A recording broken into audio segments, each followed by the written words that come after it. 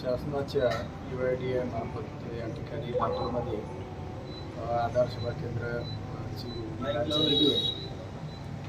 या ठिकाणी 4 जे चेकिंगची डेस्क ठेवलेली आहे त्यामध्ये साधारणतः दररोजची एक 100 कॅपॅसिटीचे यांनी सध्या केलेलं आहे या ठिकाणी.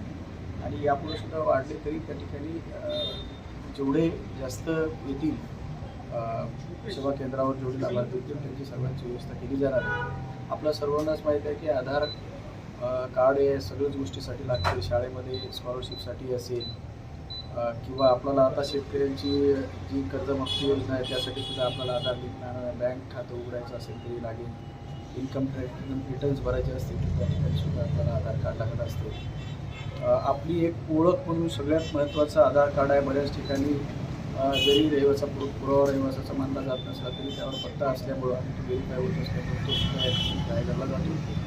आधार कार्डाची आपल्या सर्वांनाच जे महत्त्व माहीत आहे त्यामुळं जास्तीत जास्त त्यांनी या ठिकाणी आधार केंद्रावर येऊन आपली आधार नोंदणी करावी.